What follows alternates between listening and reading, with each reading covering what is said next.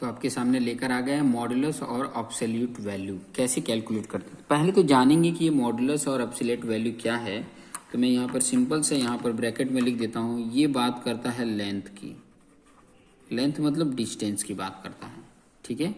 अब ये लेंथ कैसे कैलकुलेट होगा और ये क्या बताना चाहता है, जैसे भी कोई भी वेक्टर दिया हो, ठीक है, कोई भी वेक्टर, जैसे कि देखिए किसी को भी हम रिप्रेजेंट करते हैं तो ये एक्स एक्सिस हो गया, ये आपका वाई एक्सिस हो गया और ये आपका जेड एक्सिस हो गया, 3D व्यू, ठीक है। 3D व्यू में देखेंगे तो ये जेड एक्सिस आ जाता है। अब यहाँ पर देखिए कि ये वाला जो सेंटर पॉइंट होता है इसको बोला जाता है ओरिजिन और इसकी वैल्यू होती है 3D में बताएंगे तो 0 0 0, मतलब एक्स की वैल्यू भी 0, वाई की वैल्यू भी 0 और जेड की वैल्यू भी 0। तो इसकी वैल्यू होगी ये ओ हो गया। मान लीजिए कहीं पर भी किसी भी जगह पे पॉइंट अगर दे दिया, मान लीजिए पी पॉइंट दे दिया जिसकी वैल्यू है एक्स वाई एंड जेड, इसी तरीके से लिखा भी जाता है।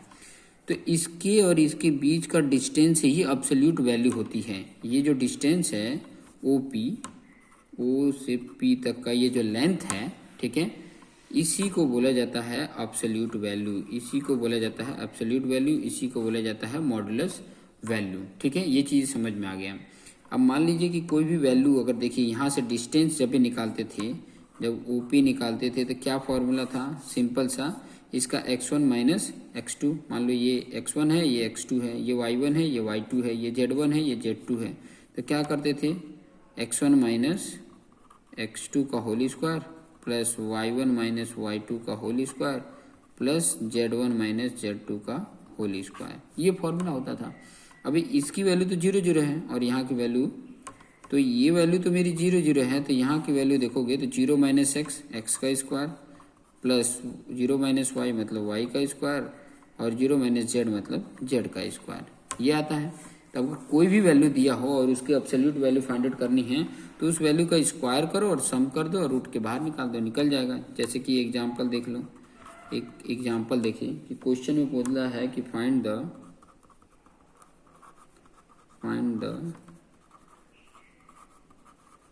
मॉडुलस ऑफ द वेक्टर 3 4 5, ठीक है। ये 3 4 5 का मॉडुलस पूछा है। तो मान लीजिए कि ये सॉल्यूशन में ये जो वेक्टर है वो ए वेक्टर है और इसकी वैल्यू क्या है 3 4 5, ठीक है।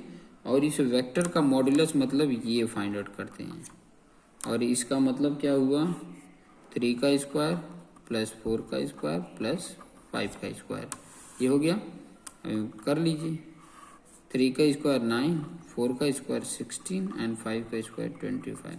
इन दोनों का एडिशन करोगे तो 25 आएगा, ये 25, तो 25 25 50, 25 इंटू 2 भी लिख सकते हैं और 25 देखो 25 इंटू 2 मतलब 50 आएगा। इन दोनों का जोड़ोगे तो 25 और 25 50, तो 25 इंटू 2 भी तो लिख सकता हूँ और ये 5 का स्क्वायर होता है तो ये बाहर आ जाएगा, अब बच जाएगा सिर्फ 2, तो ये आंसर हो जाता है। उसका एब्सोल्यूट वैल्यू 5√2 आ गया। इस तरीके से फाइंड आउट कर सकते हैं।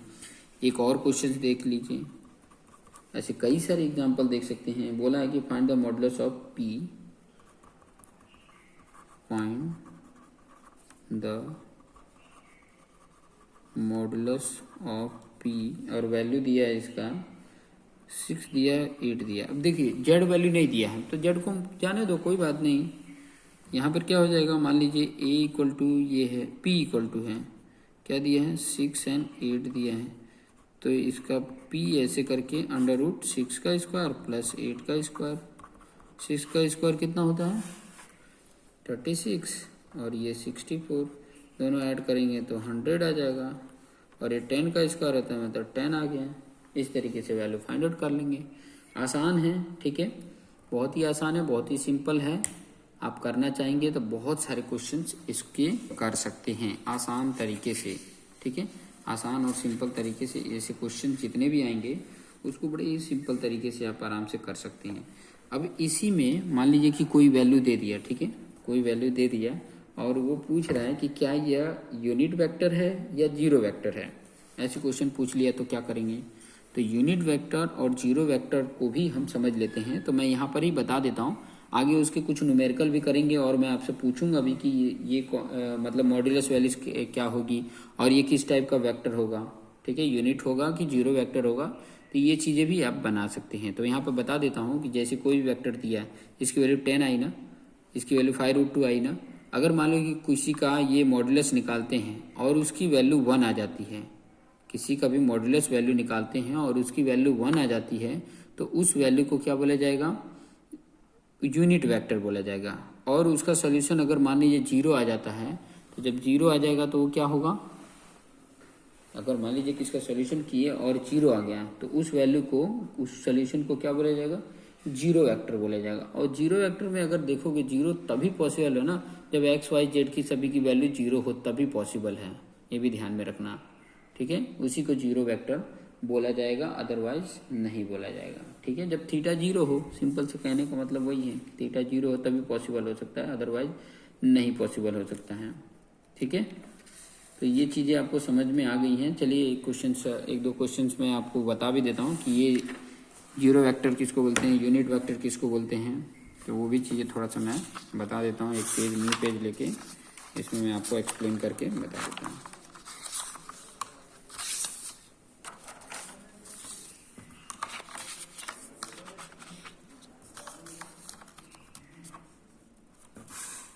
क्वेश्चन किए रहेंगे तो आपको आइडिया रहेगा। जैसे ये क्वेश्चन दे देता हूँ मैं आपको, ऐसे करके दिया हुआ है 1/√3, 1/√3 एंड 1/√3। अब इसका आपको एब्सोल्यूट वैल्यू निकालिए। एब्सोल्यूट वैल्यू कैसे निकालते हैं, अंडर रूट में 1/√3 का स्क्वायर प्लस 1/√3 का स्क्वायर प्लस 1/√3 का स्क्वायर, ठीक है।